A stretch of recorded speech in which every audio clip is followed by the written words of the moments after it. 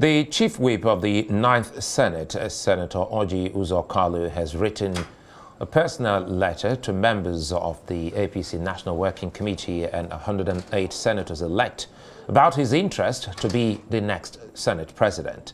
In an official statement, Kalu refuted news making the rounds that the Southeast senators-elect endorsed him. Kalu said he is offering himself for the position of the Senate president to the Nigerian people, the senators-elect and the party. Joining us now is Arise Director of News and Politics Editor Sumner Sambo. Sumner Sambo, good to see you on Newsnight tonight.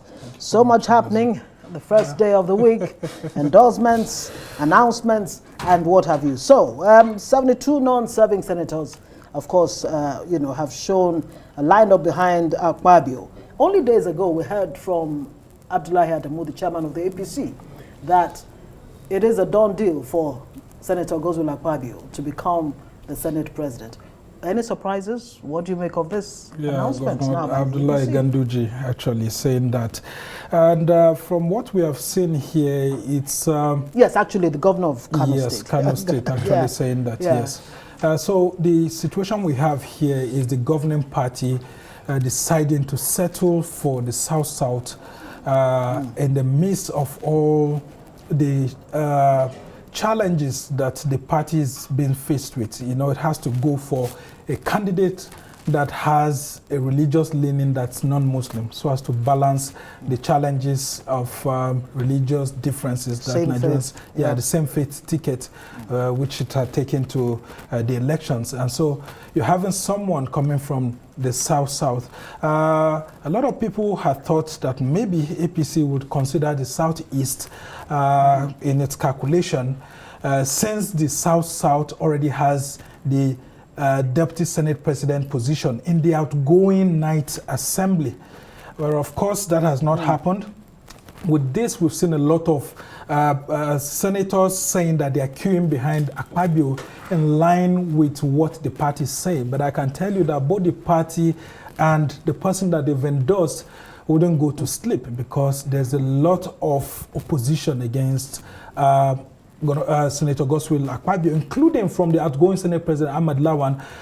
We've seen Senator Akpabio himself going to meet Ahmad Lawan, and Ahmad Lawan saying that no, the issues of NDDC and Akpabio, while he was Minister of Niger Delta Affairs, are intertwined together with the way he disrespected the National Assembly, especially the Senate. What way, exactly? Yes, I know the interim administratorship. You remember that the National Assembly had already passed a list of those to be on the NDDC when the president sent in the list.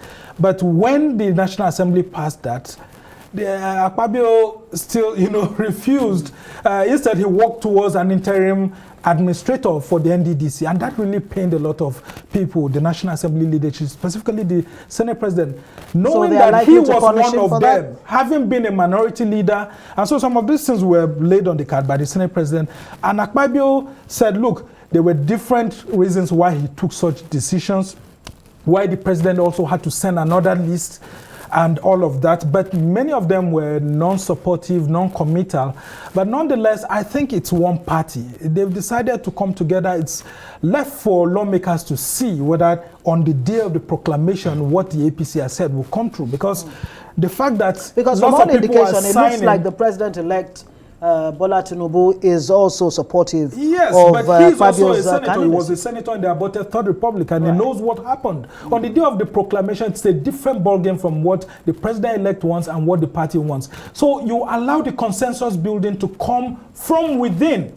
And so that's why you would have heard a lot of people earlier on saying that where and how was this consensus reached? And so no one can provide those answers except the president-elect saying that, look, he has met with several groups. It's a good decision from the face value of it, but from those who have the voting powers, is it the person that they would want to go with? Well, there are lots of surprises. Let's see if we can hazard some kind of guess. Now, politically speaking, now you've been covering politics for many years.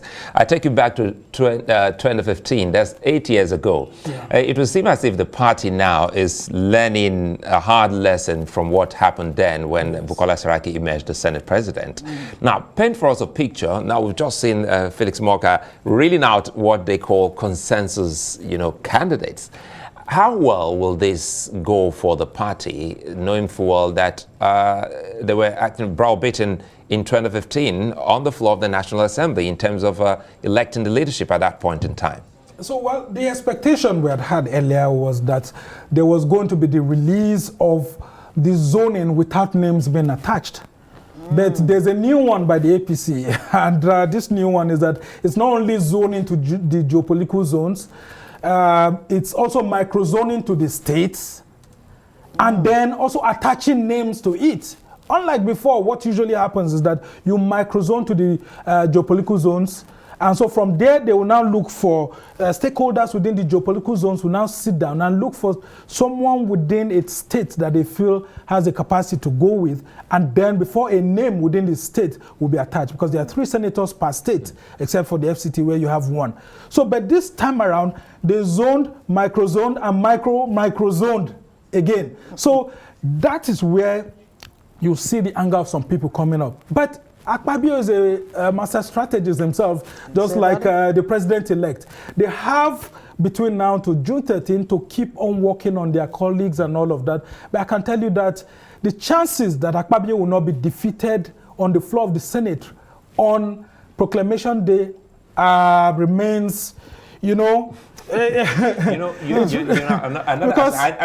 you're trying to say slim, but again, yeah, I mean, I'm just trying to be very careful with the choices of my word, because some of these guys, I mean, and another thing, Sumner, this is an internal affair, but it's getting to that feverish pitch to the extent that is affecting the nation. Even here in Abuja, we've seen, lampposts of some candidates. Now, what does this mean to those Nigerians who have already cast their ballot to elect these people as representatives, knowing full well that this is an internal affair, but it looks as if everyone is so concerned? Look, like you had said earlier on, APC was trying to prevent a bigger trouble on the day of the proclamation of the National Assembly by making sure that, unlike in 2015, they actually zone out all these positions. But I think going further, what they've done is to also try to balance public opinions. They are following what's going on. People trying to say, look, we need someone from the South, and then the person from the South has to be a Christian so as to balance the first and second position. But look, what we are saying is a trend of former governors trying to hijack governance in the country. This is what's going to happen. And people at the National Assembly, the old parliamentarians, are going to fight against that, because the president-elect is a former governor. The vice president-elect is a former governor. And you're going to have a Senate president who is going to be a former governor. So what does that mean? It means that former governors, just like the way they hijacked the Senate, have hijacked the 3 topmost positions in the country. And I can tell you that many people who have been senators and never been governors, but who have faced the challenges of governors, how governors use their powers to influence things, are against this emergence. They are saying that, look, senators or House of Rep members who have been career members of the National Assembly, who understand the workings of the National Assembly, should be given better opportunities. That's why you see people like Osita Ezunaso, who had been in the National Assembly as a former House member, former senator. They are saying that, look, we understand the system better than the former governors. For the former governors, they could argue that, look, it's about experience. It adds to whatever they're bringing to the plate. Yeah, but it's not a place for executive. That's why you see the opposition actually against an Akpabio, for example, is that they think that when he comes, he'll be looking at, the position of Senate President from the angle of the executive powers. But we can't go without talking about the speakership too. Absolutely. I mean, the speakership. Well, deputy speakership is going to the Southeast. Yes. To what extent does this now really reflect equity, fairness, and justice? No, the party sets out, is going to the Southeast, the deputy speaker. The deputy speaker, and Benjamin Kalu from Abia State is the name that they've attached. Yes, while it looks like a very good one, they were trying to balance the geopolitical zones. Nonetheless, I would say for the Southeast, this is not a balancing in the APC, because the Southeast has not been given, a sense of belonging in the APC since 2015. What's the highest position that they've held? I would have thought that APC would have learned its lessons from 2015 to 2019, considering that pushing aside the Southeast, irrespective of the fact that they didn't get much votes from there, should have sent some signals to them that when you're doing nation building, there should be some sense of belonging. And the sense of belonging is not in terms of vote, in terms of how people perceive government and governance, so that you'll be able to swim along easily. A lot of killings happened during the Southeast. There are a lot of people, even who would have wanted to vote for APC, couldn't come out to vote very well and all of that. So APC could have still thought of a way of trying to, because the South has enjoyed more under the APC. They had the two national chairmen, Adams Oshomole, John Odige Oyegun. They've had deputy Senate president. And then Southeast, why don't you look for something to just give them bigger? If you can't give them speaker, the Senate president, in one way or the other, could have been given to them, not because of the votes that they took to the poll, but because we started this federation in 1960 on a tripod. And it looks like the Senate president position is the biggest thing that the Southeast has got since 1999. But the Southeast, after having got the number 3 position, where have they gone to? If you look at in the past 8 years to 12 years, the Southeast has gradually gone back. What's the biggest position that the Southeast has now in government, despite having the 3rd largest population, and then in terms of voting bloc and all of that?